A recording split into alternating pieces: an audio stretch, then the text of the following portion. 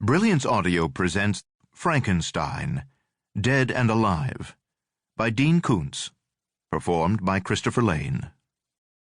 Half past a windless midnight, rain cantered out of the gulf across the shore and the levees.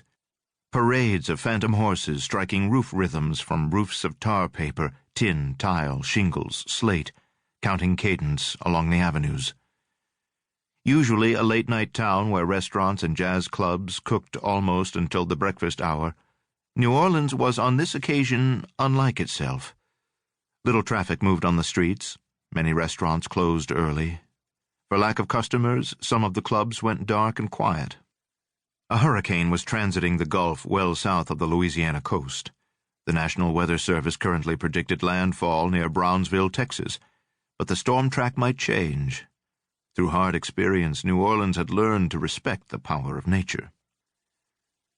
Deucalion stepped out of the Lux Theater without using a door and stepped into a different district of the city, out of light and into the deep shadows under the boughs of moss-robed oak trees.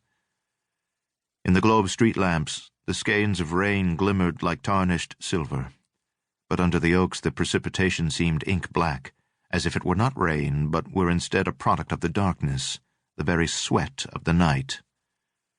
Although an intricate tattoo distracted curious people from recognizing the extent of the damage to the ruined half of his face, Deucalion preferred to venture into public places between dusk and dawn.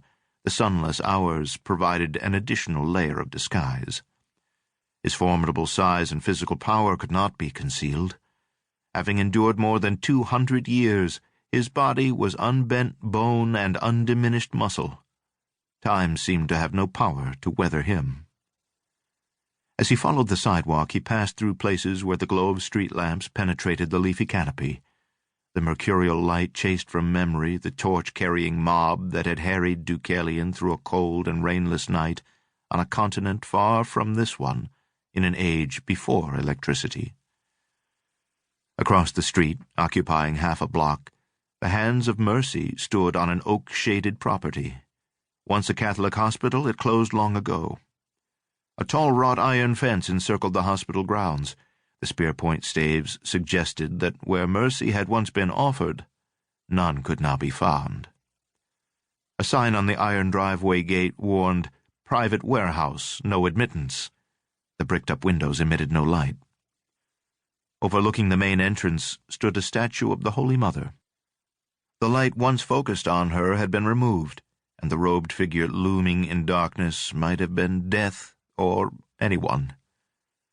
Only hours earlier, Deucalion had learned that this building harbored the laboratory of his maker, Victor Helios, whose birth name was legend, Frankenstein. Here members of the new race were designed, created, and programmed. The security system would monitor every door. The locks would be difficult to defeat. Thanks to gifts carried on the lightning bolt that brought him to life in an earlier and more primitive lab, Deucalion did not need doors. Locks were no impediment to him.